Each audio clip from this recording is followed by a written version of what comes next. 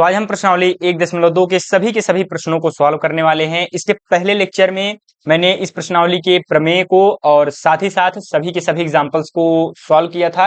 अब इस वाले एक्सरसाइज में हम सभी के सभी क्वेश्चंस को सॉल्व करने वाले हैं। तो इस एक्सरसाइज में कुल 3 प्रश्न हैं। यहाँ पर प्रश्नावली 1.2 में 3 प्रश्न है और यहाँ पर तीसरे में 3 पार्ट हैं और यहाँ पर दूसरा और तीसरा क्वेश्चन जो है आसान तरीके से हो जाता है, जबकि पहला क्वेश्चन है थोड़ा सा लॉन्ग मेथड अप्लाई करना पड़ता है। ठीक है, तो यहाँ पर मेथड तो सेम ही होता है, लेकिन मतलब जो है उसका सॉल्व करने का थोड़ा सा तरीका बदल जाता है। क्यों? यहाँ पर हम जैसे √5 है, √2 है, √3 है, इनका जब हम जो है सहारा ले लेते हैं, इनके जो है मानों की वजह से, यानी जैसे √5 का परिमेय संख्या हमें पहले ही पता हो जाती है, इस नाते यहाँ पर हम क्या कर लेते हैं, उसका उपयोग कर लेते हैं। उसका उपयोग करने की वजह से जो है चीजें आसान हो जाती हैं बाकी के क्वेश्चंस में। तो यहाँ पर पहला सवाल मैं बताने से पहले आपको चाहूंगा कि ये वाला कॉन्सेप्ट थोड़ा सा आप रिवाइज कर लीजिए। तो यहाँ पर इसका कहने का मतलब क्या है, बस इतना जान लीजिए। क्या? मान लीजिए p एक अभाज्य संख्या है। p एक अभाज्य संख्या का मतलब होता है p के 2 फैक्टर हैं। 2 फैक्टर वो कौन कौन से फैक्टर हैं? एक है और एक स्वयं। ठीक, यानी कहने का मतलब अभाज्य संख्या, यानी भैया कहने का मतलब मुझे पता है 2, 3, 5, 7, 11, 13 इस प्रकार से जो भी संख्याएं हैं ये सभी क्या हैं? अभाज्य संख्याएं। इतनी बात तो मुझे पता है। उसके बाद क्या कह रहा है? यदि p a स्क्वायर को विभाजित करता है, यानी कोई अभाज्य संख्या a स्क्वायर को विभाजित करती है तो p a को भी विभाजित करेगी। विभाजित करने का मतलब सपोज p से हमने a स्क्वायर में भाग लगाया तो शेषफल हमारा 0 आया, इसी को क्या कहते हैं? पी ए स्क्वायर को विभाजित कर रहा है। उसके बाद क्या करें? पी ए को भी विभाजित करेगी का मतलब क्या है? पी से जब हमने ए में भाग लगाया तो पी ने ए को पूरा पूरा विभाजित कर दिया और शेषफल 0 आ गया। ठीक, अगर हम इसको मैथमेटिकली लिखेंगे तो मैथमेटिकली कैसे लिख सकते हैं? यहाँ पर अगर मैं लिखना चाहूं तो इसको क्या, इस चीज को क्या मैं ए स्क्वायर बाई पी लिख सकता हूँ? हाँ भैया बिल्कुल लिख सकते हो, क्योंकि पी ए स्क्वायर को विभाजित कर रहा है तो इस तरीके से हम लिख सकते हैं। क्या मैं इस चीज को ऐसे लिख सकता हूँ? ए बाई पी? हाँ बिल्कुल लिख सकते हो। यानी कहने का मतलब ये है कि जब हम p से a स्क्वायर में भाग लगाएंगे, यानी जब हम p से a स्क्वायर में भाग लगाएंगे तो p से वह a में भी भाग जाएगा, यानी कि जब हम इससे इसमें भाग लगाएंगे तो ये इससे विभाजित हो जाएगा। इसका कहने का सिंपल सा मतलब ये है। बस इतना अगर आपको समझ में आ गया है तो आइए सवाल पर चलते हैं। तो क्वेश्चन क्या कर रहा है? पहला सवाल है इस एक्सरसाइज का, जो कि कह रहा है कि सिद्ध कीजिए कि √5 एक अपरिमेय संख्या है। अपरिमेय संख्या को सिद्ध करने के लिए हम विरोधाभास विधि का इस्तेमाल करते हैं। और हाँ, इसमें डायरेक्ट विधि का इस्तेमाल नहीं करते कि √5 बराबर 2.234 ऐसे करके समथिंग होता है, तो अतः यह एक नॉन रिपीटिंग डेसिमल तक जा रहा है, तो अतः यह क्या है? एक अपरिमेय संख्या। ऐसे हम सिद्ध नहीं करते क्योंकि ये मेथड, ये तरीका सही नहीं है यूपी बोर्ड के हिसाब से। तो यहाँ पर हम विरोधाभास विधि का इस्तेमाल करते हैं। तो आइए उसी विधि से सॉल्व करते हैं सवालों को। तो हम यहाँ पर क्या लिखेंगे? सिद्ध करना है तो सबसे पहले हम क्या लिखेंगे? सिद्ध। ठीक, तो सिद्ध करने में यहाँ पर हेडिंग बनाएंगे। उसके बाद हमें क्या लिखना है? √5 एक अपरिमेय संख्या है। तो विरोधाभास विधि यह कहता है जो स्टेटमेंट दिया है उसका हमें उल्टा मानना है। ठीक, तो उल्टा मान लेते हैं। उल्टा का मतलब अपरिमेय संख्या है, इसको हम परिमेय संख्या मान लेते हैं। चलिए ठीक है, √5 या कर्डिम 5 एक परिमेय संख्या है, इतनी बात हम मान लेते हैं, परिमेय संख्या है। कर्डिम 5 एक परिमेय संख्या है, इसको हमने मान लिया। अब उसके बाद परिमेय संख्या से हमें कुछ प्रॉपर्टी पता है, हमें कुछ गुणधर्म पता है। कौन से गुणधर्म? कि परिमेय संख्या को भैया हम p अपान q के रूप में लिख सकते हैं। परिमेय संख्या को हम किस रूप में लिख सकते हैं? p बाई q के रूप में लिख सकते हैं। तो यहाँ पर कर्डिम 5 बराबर कोई हमने परिमेय संख्या a मान लिया, कोई संख्या हमने a मान लिया और दूसरी संख्या b, जिसको हम a बाई b के रूप में लिख सकते हैं, यानी परिमेय संख्या के रूप में लिख सकते हैं कर्डिम 5 को, क्योंकि हमने यहाँ पर परिमेय माना है। जहां लेकिन एक कंडीशन यहाँ पर क्या अप्लाई हो जाती है, जहां ये दोनों क्या है, और ज्यादा इनको हम विभाजित नहीं कर सकते, यानी ये दोनों क्या है? सह अभाज्य हैं। जहां a और b सह अभाज्य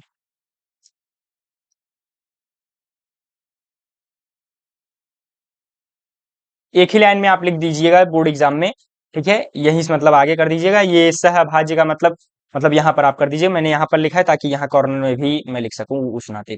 तो कर्डिम 5 बराबर a बाई बी, ये क्या है? जहां a और b सहअभाज्य। सहअभाज्य का मतलब मैं आपको समझा देता हूं। सहअभाज्य का मतलब ये होता है कि उसको और ज्यादा हम विभाजित नहीं कर सकते। सिंपलेस्ट फॉर्म, जैसे देखो यहाँ पे 3/9 को हम क्या कर सकते हैं? काट सकते हैं। क्या आ सकता है 1/3। अब इस 1/3 को और ज्यादा हम नहीं काट सकते, भैया काट तो सकते हैं, ये 0.033 आएगा, लेकिन ये परिमेय संख्या के रूप में अभी नहीं है, परिमेय संख्या के रूप में ये है, यानी कि ये क्या है, सिंपलेस्ट फॉर्म है। इसके बाद अगर हम इसको और ज्यादा भाग लगाएंगे तो ये पॉइंट में आ जाएगा, यही चीज है। यानी इस रूप में हमें नहीं लिखना है, इस रूप में संख्याएं होनी चाहिए, तभी वो सहभाज्य कहलाएंगी। चलिए इतना हम समझ गए। उसके बाद क्या है कि अब यहाँ पर भैया जो है ये कर्डिम मुझे अच्छा नहीं लग रहा है, तो इसको हम क्या करेंगे, हटा देंगे। तो हटाने के लिए हम क्या करते हैं, जब स्क्वायर रूट को हटाना होता है, वर्गमूल को जब हम हटाते हैं, तो हटाने का तरीका है स्क्वायर कर देना, सबसे आसान सा तरीका क्या है, वर्ग कर देना। तो हम क्या कर देंगे, दोनों पक्षों का वर्ग करेंगे, दोनों पक्षों या दोनों तरफ वर्ग करने पर, वर्ग करने पर, तो हमने दोनों तरफ क्या कर दिया, स्क्वायर कर दिया, सिंपल सा। तो स्क्वायर करने पर आगे क्या हो जाएगा, यहां पर जो कर्डिम 5 है इसको हमने स्क्वायर कर दिया, a/b का स्क्वायर कर दिया, बहुत बढ़िया। अब यहाँ पर कर्डिम 5 का जब स्क्वायर करेंगे तो ये जो वर्ग है और ये वर्गमूल है, ये दोनों क्या हो जाते हैं, कैंसिल हो जाएंगे। तो यहाँ पर 5 आ जाएगा, 5 बराबर a² / b²। इतनी बात आपको समझ में आ गई, हाँ ठीक। a², b² इसको हम स्प्लिट कर सकते हैं, नहीं तोड़ सकते हैं। उसके बाद क्या है, अब हमें क्या करना है, जो दोनों चर हैं या फिर जो a² और b² है, इसको हमें अलग अलग करना है, यानी a² को बराबर के इस तरफ और b² को उस तरफ। तो यानी कि अगर मैं b² को इधर लेकर के जाऊंगा, यहाँ पर b² को हम यहाँ पर बराबर के इधर लेकर के जाएंगे तो अलग अलग हो जाएंगे। चलिए ठीक है, तो यहाँ पर कर लीजिए आप। तो यहाँ पर क्या हो जाएगा, 5b² बराबर a²। ठीक, इतनी बात आपको समझ में आ गई। उसके बाद क्या करना है हमें, अब यहाँ पर अगर इस 5 को इधर लेकर के आता हूं, बटे 5 कर देता हूं, तो क्या हो जाएगा, a²/5। तो क्या ये इस रूप का हो जाएगा, a²/p के रूप का। अगर हम इस रूप का बना देंगे तो ये वाली प्रॉपर्टी अप्लाई कर सकते हैं, जो कि यहाँ पर प्रमेय 1.2 में कह रहा है। ठीक, तो यहाँ पर हम आइए स्टार्ट करते हैं। तो वही कर लेंगे हम, यहाँ पर क्या कर देंगे, b² बराबर a²/5। तो क्या ये वाला जो रूप है, ये वाला रूप हमें देखा देखा मिल रहा है, कुछ इस रूप का है, तो हम इस वाले प्रॉपर्टी को यहाँ पर अप्लाई कर सकते हैं। इस नाते मैं इस कंडीशन को यहाँ तक लेकर के आया हूं, यानी ये जो यहाँ पर वैल्यू लिखी गई है, इस वैल्यू को हमने इस रूप का बना दिया है। तो इसको मैं बॉक्स में बंद कर दे रहा हूं। तो यहाँ पर अब हम इसको थोड़ा सा मैं इसको ऊपर कर दूं ताकि आपको अच्छे से दिखाई दे। तो यहाँ पर क्या हो जाएगा, मैं इसको थोड़ा सा ऐसे ही कर देता हूं। हाँ, तो यहां पर अब क्या हो गया, b² बराबर a²/5। यानी इसका कहने का मतलब क्या है, यानी कि 5 a² को विभाजित करता है। जैसे जैसे इस सवाल में p a² को विभाजित करती है, उसी प्रकार से 5 a² को विभाजित करती है। तो भैया आपको पता कैसे चला कि 5 a² को विभाजित कर रही है, a की तो कोई वैल्यू ही नहीं है। अगर a की वैल्यू मान लीजिए 5 होता, 5 का स्क्वायर 25, 25/5 विभाजित हो जाता था। लेकिन a कैसे 5 को, मतलब जो है 5 a को कैसे विभाजित कर रहा है। अगर अगर विभाजित नहीं करता तो क्या यहाँ पर b² आता, कोई तो वैल्यू आ रही है। ऐसा जरूरी नहीं है कि एकदम अंक ही आए, अक्षर ही है, लेकिन मान लेते हैं यहाँ पर कोई तो वैल्यू आ रहा है, इक्वल टू के बाद कुछ वैल्यू लिखा है, यानी कि ये विभाजित तो हो रहा है। इतनी बात तो हमें पक्की है। यानी 5 से हम जब a² को विभाजित कर रहे हैं तो हमें b² कोई भी संख्या मतलब b² मिल रही है। ठीक, यानी 5 जब a² से विभाजित हो जा रहा है तो 5 से a भी विभाजित होगा। यही चीज हमें लिखना है। यहाँ पर क्या लिखेंगे, अतः 5 a² को भाग करता है या फिर विभाजित करता है, विभाजित ज्यादा सही शब्द होगा, विभाजित करता है। ठीक, 5 a² को विभाजित करता है, यानी भाग करता है, पूरा पूरा विभाजित कर देता है, शेषफल 0 आ जाता है। तो क्या हो जाएगा, 5 a को भी विभाजित करेगा, जो कि हमारी प्रॉपर प्रमेय 1.2 कहता है कि 5 a को भी भाग करेगा या फिर विभाजित करेगा, जो भी आप लिखना चाहे लिख सकते हैं। ठीक है, विभाजित करेगा। तो इतनी बात अब हम लिख सकते हैं। अगर अगर यहाँ पर हमने लिखा है a²/5, जिसको हम क्या लिखे हैं, 5 a² को विभाजित करता है। तो 5 a को जब विभाजित करेगा या फिर भाग करेगा तो उसको हम क्या लिख सकते हैं, a/5 लिख सकते हैं। जैसा यहाँ पर हम a²/5 लिख सकते हैं इस चीज को, तो इस चीज को हम क्या लिख सकते हैं, इस चीज को a/5 लिख सकते हैं। जी बिल्कुल। अब यहाँ पर एक कंडीशन क्या होती है, आपको ध्यान देना होगा। जब हम 5 से a² को विभाजित करेंगे तो यहाँ पर जो b² आती है, तो लेकिन यहाँ पर ये b नहीं आएगा। क्योंकि इसका रिलेशन स्क्वायर के रिलेशन में नहीं, यानी b का वर्ग करने पर ये नहीं आएगा, तो यहां पर हमें कोई दूसरा अंक लेना पड़ेगा जिसको हम क्या मान लेंगे c। ठीक है, ये आपको समझ में अगर थोड़ा कम आया होगा तो यहां पर मैं एग्जांपल लेकर के समझा देता हूं। जैसे मान लीजिए कि जैसे एक संख्या क्या है, कोई संख्या हमने ले लिया 6 का स्क्वायर कर दिया बटे कोई संख्या अभाज्य संख्या हमने 2 ले लिया, तो यहाँ पर क्या हो गया 36 बटे 2 18 आ गया। ठीक, अब 2a² को विभाजित कर रहा है तो 2a को भी विभाजित करेगा, यानी 2/6 लिख सकते हैं हम, यानी 6/2। तो इसको क्या हो जाएगा, यहाँ पर 3 आ जाएगा। तो क्या हम 3 का स्क्वायर करेंगे तो 18 आएगा? नहीं आएगा। देख लो, 3 का स्क्वायर 9 होता है, 18 नहीं होता। कोई भी एग्जाम्पल आप लोगे तो इसका वर्ग के संबंध में नहीं आएगा, तो हम इसको b² की जगह पर यहाँ पर हम b नहीं लिख सकते, ये बात आपको ध्यान देनी है। तो हमने कोई संख्या c मान लिया, आप चाहे तो d मान सकते हैं, e मान सकते हैं, आपके ऊपर डिपेंड करता है। ठीक, तो अब हमें इसको थोड़ा सा क्या करना है, क्योंकि हमें यहाँ पर a की मतलब जो है, अगर हम यहाँ से a हमें पहले से ही पता है। ठीक, तो यहाँ पर a बराबर, अगर मैं इस 5 को इधर लेकर के जाता हूं तो क्या हो जाएगा, दिस इंप्लाइज यहाँ पर क्या हो जाएगा, a बराबर 5c। ठीक, a बराबर 5c हो गया। अब हमें a की वैल्यू पता है, क्या है, 5c है। अब इसी वैल्यू को यहाँ पर हम रख देंगे। इसको अगर मैं समीकरण 1 मान लेता हूं तो हम यहाँ पर क्या लिखेंगे, a का मान समीकरण 1 में रखने पर, पहले क्वेश्चन में थोड़ा सा समय लगेगा, बाकी के क्वेश्चन आसानी से हो जाएंगे। a का मान हम इक्वेशन 1 में रख देते हैं, तो यहाँ पर क्या हो जाएगा, ये a का मान हमें मिला है, इसका मान हमें क्या रखना है, इक्वेशन फर्स्ट में रखना है, समीकरण 1 में रखना है। तो आइए रख देते हैं। तो यहाँ पर जब रखेंगे, वैल्यू जब पुट करेंगे तो b² को b² ही रहने देना है। a की जगह पर हम 5c रख सकते हैं, का स्क्वायर बटे 5 है। ठीक, बिल्कुल सही। अब उसके बाद क्या करना है, अब इसको सॉल्व कर लेना है, सिंपल सी बात है। तो b² बराबर 5 का स्क्वायर करेंगे 25, c का स्क्वायर c² बटे 5। क्या ये 5 और 25 कट जाएंगे? हाँ, 5 एकन्नम 5, 5 बचा 25। तो यहाँ पर क्या आ जाएगा, b² बराबर, इसको मैं काट देता हूँ नहीं तो आपको समझ में थोड़ा कम आएगा। तो 5 एकन्नम 5, 5 बचा 25। ठीक, उसके बाद यहाँ पर क्या हो जाएगा, b² बराबर 5c²। इतना आपको समझ में आ गया। b² बराबर क्या हो गया, 5c², ये बचा। अब उसके बाद फिर से अब हमें पता है, अगर मैं इस 5 को इधर लेकर के आता हूं तो b²/5 इस रूप का बन जाएगा a²/p के। तो ऐसे फिर से आइए इस वाले में बना लेते हैं। चलिए ठीक है, तो इस 5 को हम इधर लेकर के आएंगे तो क्या हो जाएगा, b² बटे 5 बराबर c²। तो क्या यहाँ पर ये वाला वैल्यू हमें प्राप्त हो गया है? हाँ, ये पहले प्राप्त हो गया है। तो अब इसी चीज को हम फिर से कैसे लिख सकते हैं, कैसे लिखेंगे, यहाँ पर जैसे हमने 5a² को विभाजित करता है तो 5a को भी विभाजित करेगा, हमने लिखा है। उसी प्रकार से हम क्या लिख सकते हैं, 5b² को विभाजित करता है तो 5b को भी विभाजित करेगा। तो आइए नेक्स्ट पेज पर लिख देते हैं वो चीज। तो इसको मैंने क्या किया, कॉपी किया, तो यहाँ पर मैंने इसको पूरा मिटा दिया। ठीक, और उसके बाद इस वाले चीज को भी मैं मिटा दे रहा हूं,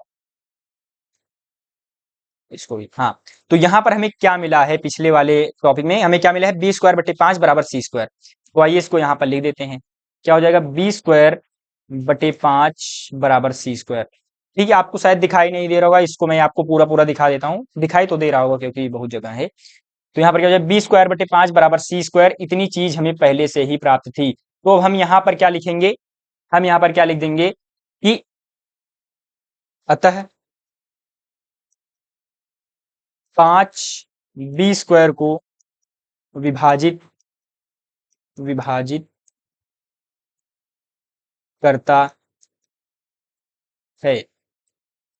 तो 5 जो है b को भी विभाजित करेगा, b को भी विभाजित करेगा। अब जैसे ही मैंने मेरे भाई ये वाला स्टेटमेंट लिखा, ये वाला स्टेटमेंट जैसे ही मैंने यहाँ पर लिख दिया तो 5 b को भी विभाजित करेगा। ये कथन जैसे ही मैंने यहाँ पर लिखा तो इसका कहने का मतलब ये हो गया कि 5 b को जब यहाँ पर विभाजित कर रहा है और उसी तरह यहाँ पर 5 a को भी विभाजित कर रहा है। लेकिन मेरे भाई, स्टार्टिंग में मैंने क्या माना था, स्टार्टिंग में ए और बी दोनों तो सह अभाज्य थी, यानी और ज्यादा विभाजित नहीं हो सकती थी। लेकिन यहाँ पर इस सवाल में क्या हो रहा है, 5 से ए को विभाजित किया जा रहा है और वहीं 5 से बी को भी विभाजित किया जा रहा है, यानी कि बी और ए दोनों की दोनों संख्याएं क्या हैं, विभाज्य हैं, जबकि यहां पर हमने क्या माना है, अभाज्य माना है। यहां पर ये हमारी बातों को क्या कर रहा है, कॉन्ट्राडिक्ट कर रहा है, विरोधाभास कर रहा है, या फिर हमारी बातों को क्या कर दिया है, गलत सिद्ध कर दिया है। ये गलत हमारी बातों को क्यों सिद्ध किया, ये सवाल, क्योंकि हमने स्टार्टिंग में ही क्या मान लिया है, गलत जो है कल्पना कर ली थी। हमने अपरिमेय को परिमेय मान लिया था। अपरिमेय को जब हमने स्टार्टिंग में ही परिमेय मान लिया, यानी कि पहले ही हमने जब गलत कल्पना की, तो जाहिर सी बात है सवाल में भी कुछ ना कुछ गड़बड़ी होगी, जैसा कि यहाँ पर हमें मिल रहा है। हमने यहाँ पर इसको देखा कि ये संख्या अभाज्य थी, लेकिन यहाँ पर ये 5 से विभाज्य हो रही है ए भी, और दोनों की दोनों संख्याएं यानी बी भी और ए भी, दोनों की दोनों संख्याएं 5 से विभाज्य हो रही हैं। यानी कि ये हमारा कथन क्या है, गलत है, यानी हमने गलत कल्पना कर ली थी। ये सब हमारी गलत कल्पना के कारण हुआ। इस तरीके से हम लास्ट में लिख देंगे। तो अब लिखना कैसे है, आइए उसके बारे में यहाँ पर अच्छे से लिख देते हैं। तो हमें यहाँ पर क्या लिखना है, यहाँ पर हम क्या लिख सकते हैं कि हमने यहाँ पर हम क्या लिखेंगे कि जैसे क्या कहते हैं, हमने स्टार्टिंग में सॉल्व किया और 5 ए, हाँ यहाँ पर जो है, यहाँ पर ए और बी, यहाँ पर हमने ए और बी को, यहाँ पर हम क्या लिखेंगे, यहाँ पर हमने ए और बी को सह अभाज्य क्या माना था, ए और बी को हमने सबसे स्टार्टिंग में सह अभाज्य माना था, ठीक। यहां पर ए और बी को हमने सह अभाज्य माना था, लेकिन यहां पर एक सेकंड, इसके आगे मैं लिखने से पहले आपको फिर से बता दूं, यहां पर जब ए और बी विभाजित हो रहे हैं लेकिन हमने अभाज्य संख्या मानी थी, तो उसी प्रकार से जब हमने परिमेय संख्या माना था, तो ये भी चीज क्या हो जाएगी, गलत सिद्ध हो जाएगी, यानी ये क्या हो जाएगा, अपरिमेय हो जाएगा। ये चीज आपको समझ में आना चाहिए।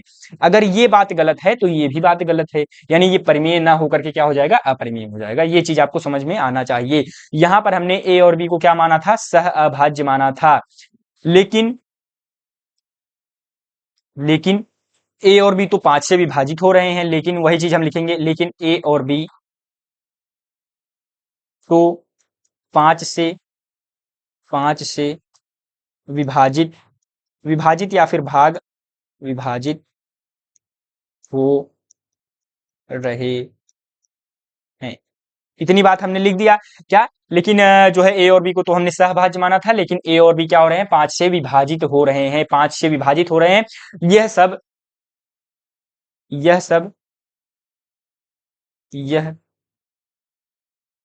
सब हमारी गलत कल्पना, एक सेकंड, यह सब हमारी किसके कारण हुआ, गलत कल्पना के कारण हुआ। तो इस प्रकार कर्णिम 5 भी एक परिमेय संख्या नहीं है, ठीक। जिस प्रकार यहाँ पर ए और बी 5 से विभाजित हो रहे हैं, यानी ये सब हमारी गलत कल्पना के कारण हुआ, उसी प्रकार जो है कर्णिम 5 एक परिमेय संख्या नहीं है, जैसा कि हमने स्टार्टिंग में क्या माना था, परिमेय संख्या माना था। हमने जब स्टार्टिंग में परिमेय संख्या माना था, अगर ये बात अगर सही साबित होती, अगर ये 5 से विभाजित नहीं होते, तो ये बात भी सही हो जाती, लेकिन जब ये 5 से विभाजित हो रहे हैं, ये बात गलत है, तो ये बात भी क्या हो जाएगी, गलत हो जाएगी। वही हमने क्या लिख दिया है कि तो इस प्रकार कर्णिम 5 भी एक परिमेय संख्या नहीं है। अतः यहाँ पर लास्ट में क्या लिखेंगे, अतः कर्णिम 5 एक अपरिमेय संख्या है, अतः कर्णिम 5 एक अपरिमेय संख्या है, अपरिमेय संख्या है। इस तरीके से हमने इस सवाल को पूरा का पूरा अच्छे से सॉल्व कर दिया है। ऐसे ही हमें सॉल्व करना है। फिर से मैं थोड़ा सा आपको यहाँ पर समझा देना चाहता हूं कि सबसे पहले कर्णिम 5 एक अपरिमेय संख्या है, इसको सिद्ध करने का एक इजी तरीका है, लेकिन वो तरीका सही नहीं है, बोर्ड एग्जाम में उससे नंबर नहीं मिलेंगे। तो हमने विरोधाभास विधि अपनाया, और विरोधाभास विधि में क्या होता है, जो स्टेटमेंट दिया होता है, जो कथन स्टार्टिंग में क्वेश्चन में दिया होता है, उसका हम उल्टा मानते हैं। तो उल्टा हमने मान लिया, कर्णिम 5 एक परिमेय संख्या हमने मान लिया अपरिमेय की जगह पर, अब प्रमेय का वाला हमने गुणधर्म अप्लाई कर दिया। प्रमेय का गुणधर्म क्या कहता है कि कर्डिम 5 को हम a बाई बी के रूप में या p अपान q के रूप में लिख सकते हैं। एक कंडीशन हमने यहाँ पर और क्या लिख दी कि a बाई बी ये दोनों क्या होने चाहिए, सह अभाज्य होने चाहिए एकदम, यानी अपने सूक्ष्मतम रूप में होने चाहिए, छोटे से छोटे रूप में होने चाहिए, यानी उसको और ज्यादा हम काट नहीं सकते। तो यहाँ पर आगे हमने सॉल्व किया, फिर उसके बाद कर्डिम 5 था, इसको वर्ग कर दिया हमने इसको सही से लिखने के लिए। तो इस प्रकार से आगे ताकि हमें सॉल्व करने में आसानी हो, ठीक। उसके बाद हमने बी स्क्वायर और ए स्क्वायर को अलग कर लिया। फिर हमने देखा कि यहाँ पर इस 5 को अगर मैं नीचे लाता हूँ ए स्क्वायर के, तो ये वाला प्रमेय मुझे पता है क्या होता है, जब पी ए स्क्वायर को विभाजित करता है तो पी ए को भी विभाजित करेगा, वही चीज हमने यहाँ पर लिख दिया है। बस पी की जगह पर हमने 5 कर दिया है जो कि यहाँ पर है। उसके बाद हमने इसको सॉल्व किया तो यहाँ पर a बाई 5 हम इसको लिख सकते हैं, जो कि यहाँ पर बी स्क्वायर के मतलब बी के बराबर नहीं आएगा, कोई अदर नंबर यानी कोई दूसरा अंक होगा c, जिसको हमने c मान लिया। इसको हमने सॉल्व किया, a की वैल्यू हमें पता चल गई 5c है। इसको हमने समीकरण 1 में रख दिया। जब हमने समीकरण 1 में रखा, जब समीकरण 1 में रख करके सॉल्व किए तो फिर से ये वाली वैल्यू हमें मिल गई बी स्क्वायर बटे 5। इसी चीज को हम क्या लिख सकते हैं, 5 बी स्क्वायर को विभाजित करता है तो 5 बी को भी विभाजित करेगा। तो यहाँ पर हमने वही लिख दिया। अब यहाँ पर जैसे ही हमने ये चीज लिखा 5 बी को भी विभाजित करेगा, तो हमें क्या मिला, यहाँ पर 5 से बी को काटा जा रहा है और 5 से ही ए को भी काटा जा रहा है। लेकिन स्टार्टिंग में तो हमने इन दोनों को ही अभाज्य माना था। ये पूरी की पूरी कहानी क्या हो रही है, कॉन्ट्राडिक्ट कर रही है, एक दूसरे को विरोधाभास कर रही है, एक दूसरे का विरोध कर रही है। अभी हमने क्या माना कि भाई ये किसी से भी भाज्य नहीं होंगे, ए और बी किसी से भी भाज्य नहीं होंगे। लेकिन लास्ट में हमें ऐसा पता चलता है, कुछ 5 मिल जाता है, 5 कहता है नहीं जो है 5 जो है ए और बी दोनों को विभाजित कर रहा है। तो ये दोनों आपस में क्या हो रहे हैं, एक दूसरे को गलत सिद्ध करने में लगे हुए हैं। तो यानी गलत क्यों सिद्ध करने में लगे, क्योंकि हमने स्टार्टिंग में ही सभी जो है गड़बड़ी कर दी थी। हमने स्टार्टिंग में ही इसको गलत ही मान लिया था। क्या मान लिया था, कर्डिम 5 को एक परिमेय मान लिया था। तो यहाँ पर वही हमने लिख दिया है, क्या लिख दिया है कि कर्डिम 5 क्या है, यह सब हमारी गलत कल्पना के कारण नहीं हुआ, यह सब हमारी गलत कल्पना के कारण हुआ। अतः कर्डिम 5 एक क्या है, अपरिमेय संख्या है, यानी परिमेय संख्या नहीं है, उसका कहने का मतलब एक अपरिमेय संख्या है। जो है आई होप कि आपको अच्छे से समझ में आ गई होंगी ये सारी चीजें। अब आते हैं नेक्स्ट क्वेश्चन पर। बाकी यहाँ पर अगर मैं चाहूंगा कि आप जो है अगर और ज्यादा प्रैक्टिस करना चाहते हैं तो कर्डिम 3, कर्डिम 7, कर्डिम 11, कर्डिम 13, इसको अगर आप प्रैक्टिस करते हैं तो आप कभी भी बाकी के मतलब जो है इस पूरे के पूरे जो है क्या कहते हैं टॉपिक को नहीं भूलेंगे, ठीक है। तो इसको मैं चाहूंगा कि आप इनको भी प्रैक्टिस कर लें, एक्स्ट्रा मतलब प्रैक्टिस अगर करना चाहते हैं तो, ठीक है। और बाकी इतना ही इनफ है, 2-3 क्वेश्चन 4 क्वेश्चन दिमाग में कॉन्सेप्ट रहना जरूरी है। अगर आपको कॉन्सेप्ट समझ में आ गया तो कोई भी सवाल आएगा कितना भी कठिन होगा वो आसानी से कर लेंगे, ठीक है। कठिन का मतलब क्या, दो ही टाइप है, एक ऐसा वाला यानी जिसके साथ में कुछ लगा हो, ठीक है, जैसे यहाँ पर लगा है, और बाकी एक जो अकेला हो। अकेला का मतलब जैसे यहाँ पर आप देख पा रहे हैं, जैसे इस वाले सवाल में केवल अकेला है, ठीक। कर्डिम 5, कर्डिम 3, कर्डिम 11 ये सवाल जैसे यहाँ पर मैंने लिखा है, ये सवाल ये अकेले हैं, और यहाँ पर वही इस वाले सवालों में जो है कुछ साथ में लगा हुआ है। अब आइए इस वाले टाइप को सॉल्व कर लेते हैं। तो यहाँ पर क्या होगा, सबसे पहले इस वाले सवाल को हमें क्या करना है कि अब फिर से वही विरोधाभास विधि अपनाएंगे इसमें भी। तो हम यहाँ पर क्या लिखेंगे, सिद्ध। चलिए इस वाले पेन से ही कर देते हैं, सिद्ध। तो सिद्ध में हमें क्या लिखना है कि 3 + 2√5 एक परिमेय की जगह पर हमें क्या मानना है, अपरिमेय संख्या माना। 3 + 2√5 2√5 एक क्या है, परिमेय संख्या है, परिमेय संख्या है। माना 3 + 2√5 एक परिमेय संख्या है। तो यहाँ पर हम इस परिमेय अगर हमने मान लिया है तो परिमेय संख्या को हम किस रूप में लिख सकते हैं, p/q या a/b के रूप में लिख सकते हैं। तो यहाँ पर क्या हो जाएगा, 3 + 2√5 बराबर a/b। बहुत बढ़िया। अब यहाँ पर a/b के रूप में लिख सकते हैं, लेकिन भैया एक चीज हमें एक्स्ट्रा और माननी पड़ेगी, जहां a और b क्या है, सह अभाज्य हैं। हम p और q भी मान सकते हैं, x और y भी मान सकते हैं, ऐसा जरूरी नहीं है कि a b ही माने, ठीक है। जहां जहां a और b सह अभाज्य संख्या है, ठीक। इतनी चीज हमने मान लिया। इसको थोड़ा सा मैं जूम आउट करूंगा।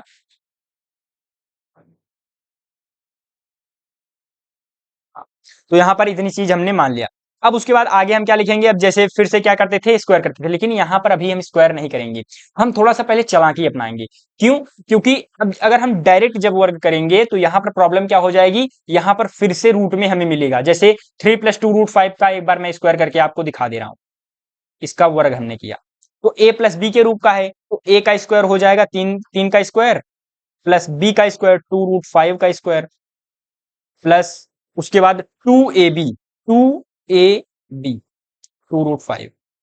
ठीक, अब इसको हम आगे सॉल्व करते हैं, तो ये 3 का स्क्वायर 9 हो जाएगा प्लस ये कर्डिंग से ये स्क्वायर से कट जाएगा, 2 दूना 4 बचे 20, इसको जब आप सॉल्व करेंगे तो 20 आ जाएगा। ठीक, प्लस बस इतना समझ लीजिए, हल्के माइंड से समझना है, क्योंकि ये वाला मेथड हमें अप्लाई ही नहीं करना है, इस नाते बस आप समझ लीजिए थोड़ा सा, बस 3 दूनी 6 दूना 12, 12 कर्डिंग 5। अब देखो हमने जैसे ही स्क्वायर किया, फिर से यहाँ पर अंडरवुड वाला कुछ रूप आ गया, यानी कि हमें कोई जो है अच्छी चीज मिल ही नहीं रही है। अच्छी चीज का मतलब ये है कि एक हम सही वैल्यू की तरफ नहीं आ पा रहे हैं। जैसे यहाँ पर 50 आ जाता, या फिर 25 आ जाता, या फिर 35 आ जाता, तो ये आसान थे, आसान नंबर थे, ये मतलब जो है इजी नंबर थे, इसको हम आगे सॉल्व कर सकते थे, लेकिन अब यहाँ पर फिर से कर्डी में आ जा रहा है, तो इससे अच्छा तो भाई इतना बड़ा लिखने से अच्छा यही लिख दें हम सीधा। ठीक है, तो वो चीज है, तो हम क्या करेंगे, इसको सिंपल रूप में लाने के लिए यहाँ पर जो है हम इसको अलग कर लेंगे, यानी जो यहाँ पर 3 है, ये 2 है, इसको हम इस तरफ लेकर के आएंगे और कर्डिम 5 को अकेला छोड़ देंगे। तो इसके लिए हम क्या करेंगे, सबसे पहले 3 को इधर लेकर के जाएंगे। जब हम यहाँ पर 3 को इस तरफ लेकर के जाएंगे तो क्या हो जाएगा, ये 3 प्लस में था, +3 था, यहाँ पर देखिए प्लस का 3 है, ये उधर जाएगा माइनस का 3 हो जाएगा। तो यहाँ पर क्या बचेगा, इस लेफ्ट साइड में बाएं पक्ष में बचेगा 2 कर्डिम 5, ये 3 इधर जाएगा, बराबर a/b माइनस का 3, ऐसा हो जाएगा। ठीक, अब उसके बाद इसको हम एलसीएम ले लेते हैं, तो यहाँ पर एलसीएम लेंगे तो यहाँ पर 3b हो जाएगा, a - 3b/b। इस तरीके से हम लिख सकते हैं कि नहीं, इस चीज को हमने एलसीएम लेकर के ऐसे लिख दिया, बटे बराबर 2 कर्डिम 5। अब ये जो 2 यहाँ पर चिपका हुआ है, इसको यहाँ पर लेकर के जाएंगे। जब हम 2 को इस तरफ लेकर के आएंगे, यहाँ पर 2 को हमने बटे में कर दिया, यहाँ पर गुणे में था, अब भाग में हो जाएगा, तो 2 भी हो जाएगा यहाँ पर, तो वही चीज हम लिख देते हैं, और कर्डिम अकेला बच जाएगा, कर्डिम 5 बराबर a - 3b/2b। अब यहाँ पर आप चाहे तो इसका स्क्वायर करके, अब भैया ये तो हमें पता है, अब इसका स्क्वायर कर देंगे, इसका भी स्क्वायर कर देंगे, तो आगे हम सॉल्व कर लेंगे। लेकिन यहाँ पर ये वाला हम तरीका नहीं अपनाएंगे। क्यों नहीं अपनाएंगे, क्योंकि हमें पहले से ही पता है कर्डिम 5 क्या है, एक अपरिमेय संख्या है। हम पहले से ही जानते हैं कि कर्डिम 5 क्या है, एक अपरिमेय संख्या। हमें पहले से ही पता है कर्डिम 3 एक अपरिमेय संख्या, कर्डिम 2, कर्डिम 7, हमें पहले से ही ये चीजें पता हैं। तो हम इसकी सहायता से हम इस पूरे चीज को सिद्ध कर देंगे, कर्डिम 5 क्या है, मतलब ये जो पूरी संख्या है ये अपरिमेय संख्या है। तो कैसे करना है ये बता देते हैं। तो यहाँ पर आपने देखा कि यहाँ पर जब हम स्टार्टिंग में हमने विरोधाभास विधि अपनाया, यानी स्टार्टिंग में हमने गलत कल्पना करी, ठीक, उसको भूल जाइए। अब यहाँ पर केवल इतना ध्यान दीजिए, a - 3b/2b ये किस रूप का है, ये भैया समथिंग लाइक p/q के जैसा है, यानी ये परिमेय संख्या के रूप का है। कहने का मतलब, यहाँ पर अगर मैं इसको साफ शब्दों में कहना चाहूं तो इसको मैं कह सकता हूं कि ये जो है, ये संख्या, ये एक परिमेय संख्या के रूप का है। क्या है, ये परिमेय है। ये संख्या यदि परिमेय है तो ये भी संख्या परिमेय होनी चाहिए। क्यों परिमेय होनी चाहिए, क्योंकि बराबर का सिंबल लगा है, यानी कि कर्डिम 5 भी एक परिमेय संख्या होनी चाहिए। जबकि हमें क्या पता है, कर्डिम 5 एक अपरिमेय संख्या है। तो यहाँ पर भी फिर से विरोधाभास हो रहा है, तो अतः क्या हो जाएगा, ये पूरी संख्या परिमेय हो जाएगी। बस वही चीज हमें लिखना है। अब यहाँ पर ये परिमेय था, ये परिमेय यानी p/q के रूप में हम इसको लिख सकते थे, और p/q के रूप में यहाँ पर है भी, लेकिन ये अपरिमेय है, इसी चीज को हमें लिखना है। तो हम यहाँ पर क्या लिखेंगे, यहाँ a - 3b/2b एक परिमेय संख्या है, तभी तो हम p/q के रूप में लिख सकते हैं। वही चीज हम लिखेंगे, यहाँ a - 3b एक परिमेय संख्या है। इस चीज को हम यहाँ ऊपर लिखते हैं, तभी आपको ज्यादा मतलब फायदा मतलब दिखाई देगा। यहाँ पर जगह ही नहीं बचा है नीचे, तो यहाँ पर इसको हम लेकर के चलते हैं ऊपर।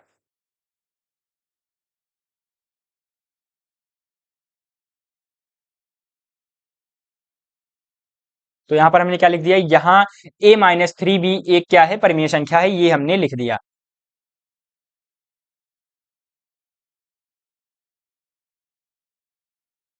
तो यानी a - 3b/2b ये क्या है, परिमेय संख्या है, इसको हमने लिख दिया। तो इसका मतलब यह हुआ, तो इसका मतलब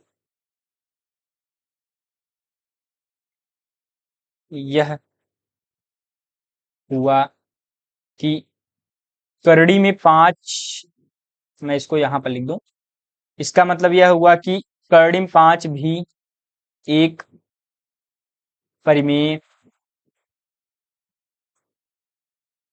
संख्या होगी। अब यहाँ पर आप लोग सोच रहे हो क्यों परिमेय संख्या होगी, क्योंकि यहाँ पर बराबर का सिंबल लगाया ना मेरे भाई, यानी करड़ी में 5 अगर ये परिमेय है तो ये भी परिमेय होगा, यानी कि अगर ये संख्या परिमेय संख्या है तो इसका मतलब ये हो करड़ी में 5 भी एक परिमेय संख्या होगी। परंतु हम जानते हैं कि परंतु हम जानते हैं कि करड़ी में 5 एक अपरिमेय अपरिमेय संख्या है। ठीक, परंतु हम जानते हैं कि करड़ी में 5 एक अपरिमेय संख्या है, तो यहां पर हम क्या लिखेंगे, यह सब हमारी गलत कल्पना के कारण हुआ। यह सब हमारी गलत कल्पना के कारण हुआ, अतः अतः जो है ये संख्या क्या है, एक परिमेय संख्या नहीं है। अतः 3 + 2√5 एक अपरिमेय संख्या है। यहां पर हम सीधा लिख देंगे अतः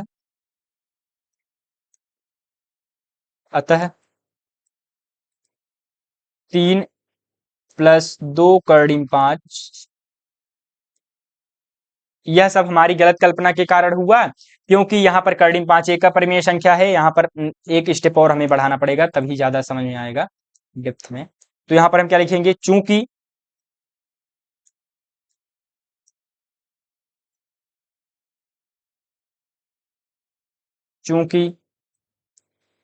चूंकि करड़ी में 5 एक अपरिमेय संख्या है,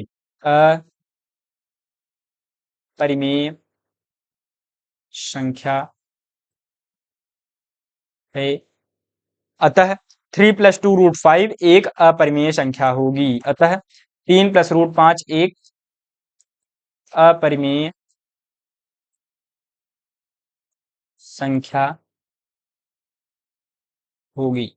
इस तरीके से हमने इसको प्रूफ कर दिया। ठीक है, इसको मैं थोड़ा सा ऊपर कर देता हूं, शायद आपको दिखाई नहीं दे रहा होगा। इस तरीके से हमने इसको प्रूफ कर दिया पूरा अच्छे तरीके से, ऐसे ही हमें प्रूफ करना है। तो आइए अब नेक्स्ट क्वेश्चन पर आते हैं, तीसरे सवाल पर। तीसरे में हर एक पार्ट को आइए फटाफट से सॉल्व कर लेते हैं। तो यहाँ पर हम क्या लिखेंगे, पहला पहला सवाल 1/2।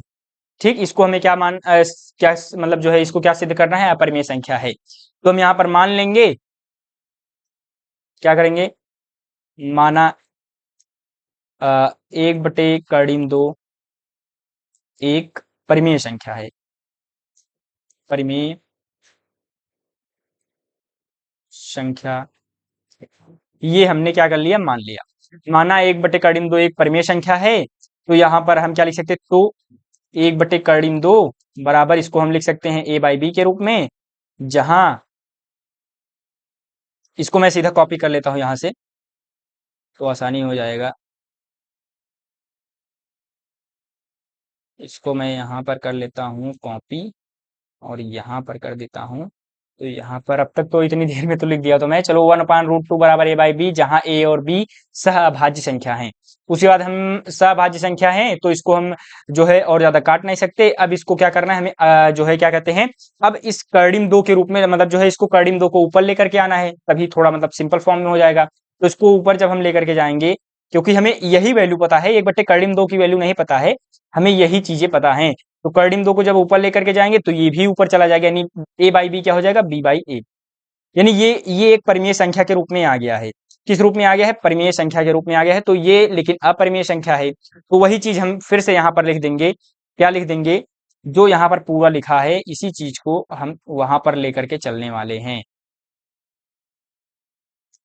इसको हमने क्या कर दिया, कॉपी, और यहाँ पर हमने कर दिया पेस्ट।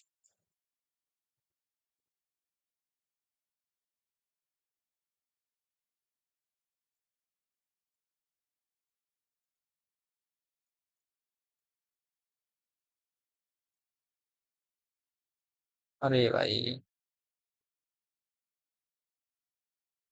तो अब यहाँ पर आप मतलब यहाँ आगे समझ जाइए क्या, कि इसको मैं थोड़ा सा और कर देता हूँ।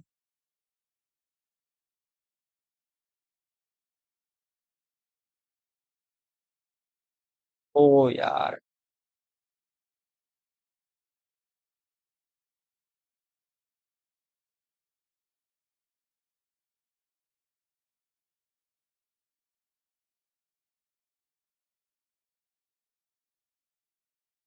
तो यहाँ पर हमने क्या कर दिया है, यहाँ थ्री वही चीज हमने फिर से लिख दिया है। यहाँ पर जब इस रूप का हो गया है तो यहाँ पर हम क्या लिखेंगे, यहाँ पर हम लिख देंगे, इसको मिटा करके यहाँ पर हम लिख देंगे क्या, बी बाई ए कर देंगे। तो क्या हो जाएगा, यहाँ बी बाई ए एक परिमेय संख्या है, तो इसका मतलब यह हुआ कि कर्डिम पांच भी, यहाँ पर कर्डिम दो लिख देंगे। तो यहाँ पर जब हम इसको मिटा करके यहाँ पर क्या लिख देंगे, कर्डिम दो। कर्डिन दो भी एक परिमेय संख्या होगी, परंतु हम जानते हैं कि कर्डिन दो क्या है, एक अपरिमेय संख्या है। कर्डिन दो क्या है, एक अपरिमेय संख्या है। यह सब हमारी गलत कल्पना के कारण हुआ, चूंकि कर्डिन दो क्या है, एक क्या है, अपरिमेय संख्या है। कर्डिन दो एक अपरिमेय संख्या है, अतः तीन प्लस यहाँ पर क्या हो जाएगा, वन पान रूट टू एक अपरिमेय संख्या होगी। वन अपान रूट टू एक अपरिमेय संख्या होगी, इस तरीके से हम लिख देंगे। फिर नेक्स्ट क्वेश्चन में भी वैसे ही सेम है, बिल्कुल ऐसे ही करना है। क्या करना है, यहाँ पर हम क्या करेंगे, जैसे दूसरा सवाल ले लेते हैं। दूसरा सवाल क्या है, सात कर्डिम पांच को, इसे हमें क्या करना है, सिद्ध करना है। तो यहाँ पर हम क्या लिख लेंगे, सबसे पहले मान लेंगे, क्या मानेंगे, माना, माना आ, हाँ, सात कर्डिम पांच एक अपरिमेय, ओ सॉरी, अपरिमेय तो पहले से ही है, परिमेय संख्या है,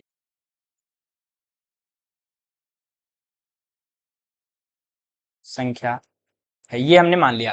अब जब हमने ये माना तो यहाँ पर क्या हो जाएगा, सात कर्डिम पांच, इसको हम किस रूप में लिख सकते हैं, तो सात कर्डिम पांच बराबर पी अपान क्यू, ठीक, या फिर ए बाई बी लिख देंगे,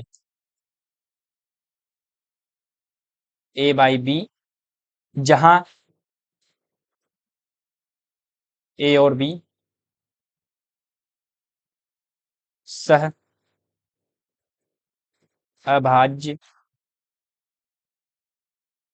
है। ठीक, इस तरीके से हमने लिख दिया। अब उसके बाद यहाँ पर वही चीज, अब लास्ट में अब यहाँ पर इसको सॉल्व करना है। कर्डिम पांच को अकेले छोड़ देंगे, क्योंकि हमें पता है कर्डिम पांच एक अपरिमेय संख्या है, तो उस हिसाब से क्या हो जाएगा, ए अपान सेवन बी। अब ये क्या है, एक परिमेय संख्या है, अब ये परिमेय है, ये अपरिमेय है, तो ये सब हमारी गलत कल्पना के कारण हुआ। अतः जो है ये पूरी संख्या, इसको मैं यहाँ पर ले आकर के वही चीज फिर से उतार देता हूँ, क्योंकि वही चीज है, आप लिखना चाहें पूरा मतलब जो है आपको लिख करके देखना है।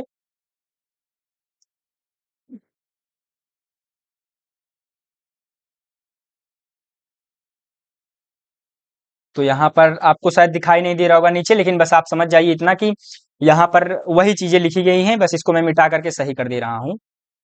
एक सेकंड, ए बाई सेवन भी कर दो, सीधा हो जाएगा, ए बटे ओ, मिटाना पड़ेगा भाई, ए बाई सेवन भी एक परिमेय संख्या है, तो इसका मतलब यह हुआ कर्डिम पांच भी, तो यानी इसको मैंने मिटा दिया, यहाँ पर कर्डिम पांच कर दिया, कर्डिम पांच भी एक परिमेय संख्या है, इसको भी हमने क्या कर दिया, पांच कर दिया।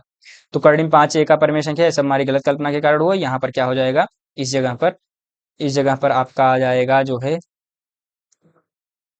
सात कर्डिम पांच एक क्या है, अपरिमेय संख्या होगी। इस तरीके से हमने सिद्ध कर दिया। अब लास्ट वाला सवाल भी वैसे ही करना है फिर से। तो लास्ट वाले सवाल पर आते हैं। तीसरा सवाल क्या है, यहाँ पर मैं इसको कॉपी कर लेता हूँ।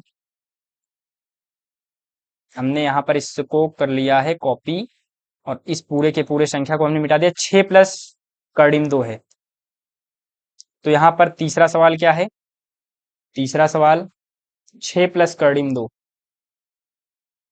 तो हमने फिर से वैसे ही सॉल्व करने हैं।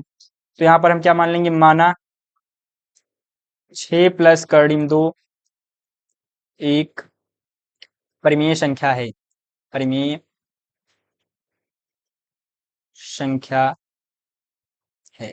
जब हम ये मान लिए छह प्लस कर्डिम दो एक परिमेय संख्या है, तो इसको हम किस रूप में लिख सकते हैं, six plus root two equal to दी क्या हो जाएगा, ए बाई बी। और यहाँ पर हम क्या लिख देंगे, जहां ए और बी सह अभाज्य एक सेकंड सह अभाज्य संख्या है। इस चीज को मैं यहाँ पर कर दे रहा हूँ। तो यहाँ पर ये क्या है, ए और बी सहभाज्य संख्या है, यानी इसको और ज्यादा विभाजित नहीं कर सकते। उसके बाद हम क्या करेंगे, इस 6 को इधर लेकर के जाएंगे ताकि √2 अलग हो जाए। √2 जब अलग हो जाएगा तो हमें पता है √2 एक अपरिमेय संख्या है, तो उस हिसाब से विरोधाभास हो जाएगा। a बाई बी माइनस का 6, बस एक बार अगर आप समझ गए ना उसके बाद आसान हो जाएगा, चीजें बहुत आसान है। ऐसे नहीं, यहाँ पर क्या हो जाएगा a माइनस 6b, लेकिन रिवीजन करते रहना पड़ेगा, तभी आपको जो है समझ में आएगी ये चीजें। ठीक है, ये चीज हो गया। अब वही हम फिर से लिख देंगे, क्या लिख देंगे कि एक सेकेंड,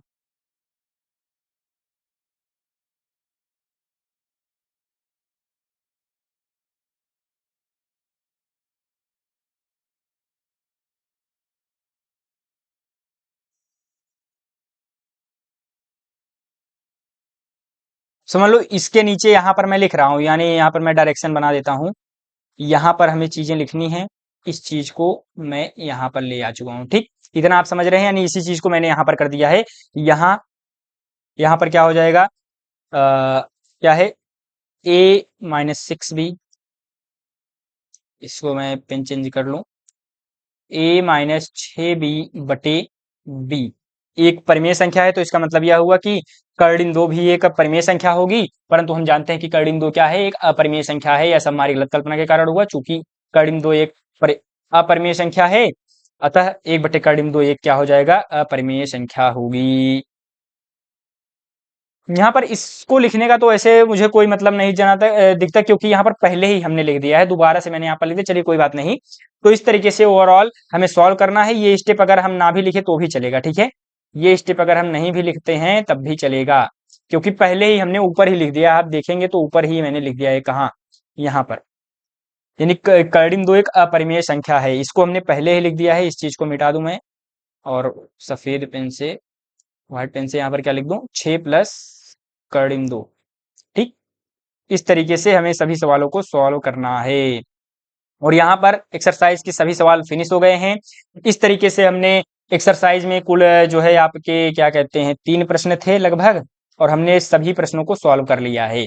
यहाँ पर ये 3 के तीनों प्रश्नों को हमने सॉल्व कर लिया है, इसमें जो भी पार्ट था उसको भी हमने सॉल्व कर लिया है। यहाँ पर मैं चाहता तो सभी सॉल्व करके अच्छे से दिखाता, लेकिन जो है वही चीजें फिर से दोबारा से लिखनी है, तो मैं कॉपी करके डायरेक्ट पेस्ट कर दिया हूँ ताकि समय बचे। आप भी जो है वैसे खुद से प्रयास कर लेंगे, 1-2 सवाल अगर आप ये पहला दूसरा अगर खुद से कर लेते हैं, मतलब जो है देख करके कर लेते हैं, बाकी ये तीसरा सवाल आप आसानी से कर पाएंगे। ठीक है, पहले दूसरे का कॉन्सेप्ट अगर आपको पता है, पहले टाइप के सवाल का और दूसरे टाइप के, तो ये सवाल आसानी से आपसे बन जाएंगे। ठीक है, तो यहाँ पर इस तरीके से पूरा सवाल एंड होता हुआ, और यहाँ पर जैसे सवाल फिनिश हुआ तो यहाँ पर अब लेक्चर भी फिनिश हो गया और साथ ही साथ ये चैप्टर भी फिनिश हो गया है। अब नेक्स्ट चैप्टर, दूसरा चैप्टर बहुपद है, तो बहुपद वाले लेक्चर में मिलेंगे, और साथ ही साथ अभी इसका ऑब्जेक्टिव क्वेश्चन बाकी है, उसको भी कराया जाएगा। ऑब्जेक्टिव क्वेश्चन जो कि आपके बोर्ड एग्जाम में आने वाला है, मोस्ट इंपोर्टेंट ऑब्जेक्टिव क्वेश्चन वो भी कराए जाएंगे। और जाने से पहले यहाँ पर शतक 2027 बैच में यदि आप जुड़ना चाहते हैं, जिसमें हमारा टारगेट है 100 में 100, अगर आप 100 में 100 लाना चाहते हैं तो इस बैच में जरूर से जरूर जुड़ें। ठीक है, जो विद्यार्थी गणित में 100 में 100 लाएगा, नेक्स्ट ईयर उसके नाम पर बैच रख दिया जाएगा, ये एक इनाम के तौर पर समझ लीजिए। और उसके बाद जैसे बैच में रख दी जाएगा, यानी हर्ष बैच, संकल्प बैच, शिखर बैच, इस तरीके से। और उसके बाद अगर आप इस बैच में जुड़ना चाहते हैं तो ये सारी चीजें आपको जो है प्रोवाइड करी जाएंगी फ्री ऑफ कॉस्ट। ठीक है, जैसे फ्री में कहा गया है तो फ्री में मिलेंगी। और उसके बाद यहाँ पर इस नंबर पर यदि आप मैसेज करते हैं, आपको दिखाई दे रहा होगा 9598509664, तो आपको ये सभी की सभी जो है सुविधाएं मिल जाएंगी। और बस यही चीजें आपको बतानी थी। और जाने से पहले एक स्क्रीन पर आपको प्लेलिस्ट दिखाई दे रहा होगा, उसी प्लेलिस्ट में मैं आगामी सभी वीडियोस को अपलोड करूंगा। और पिछली वीडियोस को भी अगर अभी आप तक आपने नहीं देखा है तो उस पर क्लिक करके उन वीडियोस को कंप्लीट देखिए। और हाँ, मैं आपसे मिलता हूं, तब तक के लिए चलते हैं मेरे मित्र, धन्यवाद, राधा स्वामी।